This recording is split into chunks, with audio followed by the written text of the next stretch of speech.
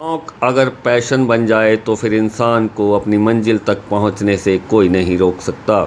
कुछ ऐसा ही कारनामा किया है सिरसा के रहने वाले सनमीत सिंह गिल ने।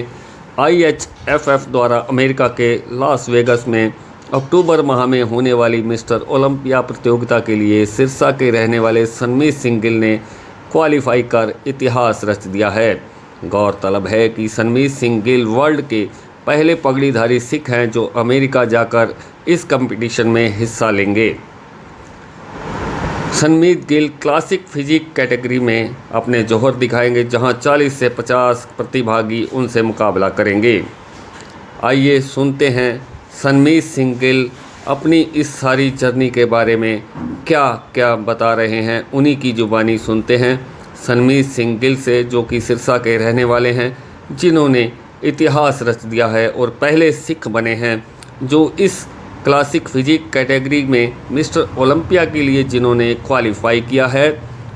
तो सुनिए सनमीत सिंह की जुबानी, उनकी अपनी कहानी।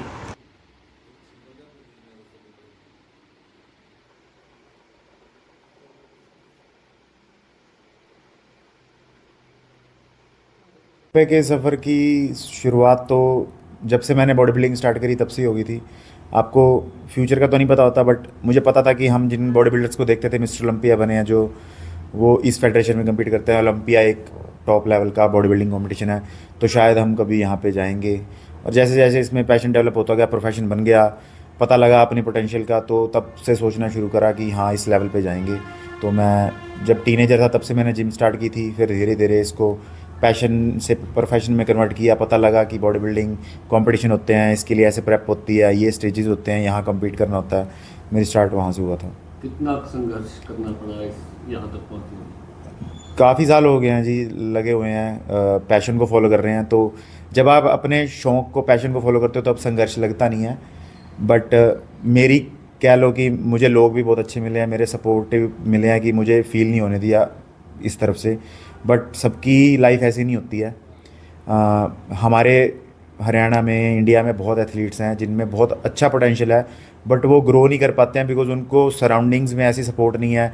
चाहे वो उनके फैमिली से कह लो, चाहे फ्रेंड से कह लो, चाहे सरकार से कह लो, वो कहीं ना कहीं लैक करते हैं। चाहे फाइनेंशियली कर जाते हैं, चाहे उनको गाइडेंस अच्छी नहीं मिलती है। तो ये चीज़ लैक कर रही है हमारे कंट्री में कह लो, या हमारी गवर्नमेंट की तरफ से कह लो कि हमारे पोटेंशियल बहुत है एथलीट्स में, बट वो आगे नहीं जा पा रहे हैं। कितनी परिवार से सपोर्ट मिली और कितनी सरकार से या प्रशासन से मिली? जी, सपोर्ट ऐसे है कि मैं जब से बॉडी बिल्डिंग में आया, मैं तब से कमाना शुरू करा। इसी स्पोर्ट की वजह से कमाना शुरू करा कि ताकि मैं स्पोर्ट को कंटिन्यू कर सकूं। फैमिली जितना कर सकती थी अपनी तरफ से, उन्होंने उतना सपोर्ट करा है मुझे। तो एक टाइम ऐसा आया था कि हम फैमिली को एक्सप्लेन नहीं कर सकते हमें क्यों चाहिए ये चीज़, कैसे चाहिए। तो तब बंदा डिसीजन लेता है कि मैं खुद कमाऊँगा, मैं खुद अर्न करूँगा, खुद लगाऊँगा गेम पे। तो वैसे फैमिली बहुत सपोर्टिव है मेरी। और सरकार की तरफ से तो अभी कुछ भी नहीं मिला है, बिकॉज़ ये गेम को रिकॉग्नाइजेशन नहीं है। बॉडी बिल्डिंग गेम ऐसी है, लोगों को अभी तक पता नहीं है बॉडी बिल्डिंग गेम में होता क्या है। लोगों को यही लगता है कि वेट उठाना होता है जाके।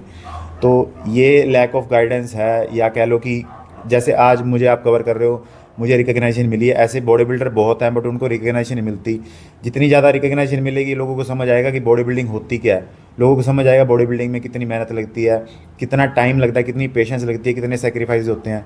तब शायद वो समझ सकें, तब शायद सरकार भी आगे आए हेल्प करने के लिए। आप इंडिया के पहले टर्बनेटर हैं, सिख हैं, कितना अपमान महसूस करते हैं? प्राउड है जी काफ़ी कि मैं अपनी टर्बन को आगे लेके जा रहा हूँ, कम्युनिटी को आगे लेके जा रहा हूँ, और अपने इंडिया को आगे लेके जा रहा हूँ।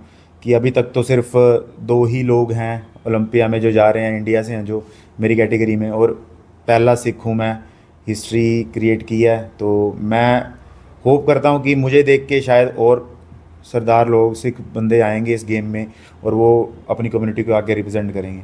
क्वालिफाइंग के लिए किस तरह से रहा क्वालिफाइंग दौर जो होता है इसके लिए? क्वालिफाई के लिए ये आपको प्रो कार्ड जीतना पड़ता है पहले इस फेडरेशन का।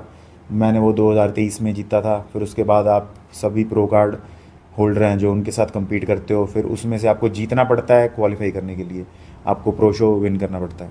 कितने प्रतिभागी होंगे जो इस प्रतियोगिता में भाग लेने वाले हैं, ऑल ओवर वर्ल्ड की बात करें? जितने भी साल में प्रो शो होते हैं, तो आइडिया लगा के चलो तो अराउंड 40 से 50 लोग ही होंगे वर्ल्ड में से जो उस स्टेज पे आएंगे। क्या उम्मीदें हैं? उम्मीद तो बेस्ट देने की है, मेहनत कर रहे हैं, काम है हमारा मेहनत करना। आगे जो उस दिन डिज़र्विंग होगा, मेरे किस्मत में होगा, और जजेस जैसा चाहेंगे वैसा रिज़ल्ट आएगा। ओलंपिया के बाद भी कोई प्लान है कि ओलंपिया के आगे भी कोई आपको हर साल ओलंपिया के लिए क्वालिफाई करना पड़ता है, तो मेरा प्लान ओलंपिया के बाद यही है कि मैं दोबारा फिर थोड़ा रेस्ट लूँगा, अपनी बॉडी को ग्रोथ दूंगा, जो जो जजेस से मुझे फीडबैक मिलेगी उस पर काम करूँगा, फिर क्वालिफाई करूँगा, दोबारा प्रो शो खेलूँगा, फिर क्वालिफाई करूँगा, फिर 2026 के लिए ओलंपिया के लिए फिर जाऊँगा। ओलंपिया में अगर प्राइज़ की बात करें तो किस तरह का प्राइज़, कोई टाइटल वगैरह क्या रहता है? ओलंपिया का जी कैटेगरीज होती हैं, जैसे मैं क्लासिक फिजिक में कम्पीट करता हूँ, ऐसे ओपन बॉडी बिल्डिंग होती है, 3-4 कैटेगरीज होती हैं, तो उनमें डिफरेंट डिफरेंट कैश प्राइजेज होते हैं। तो ओवरऑल देखा जाए तो वो अराउंड $5 लाख कैश प्राइज़ देते हैं। तो सबसे ज़्यादा ओपन बॉडी बिल्डिंग वालों को मिलता है, हमारी कैटेगरी में शायद $50-60 हज़ार मिलेंगे विनर को।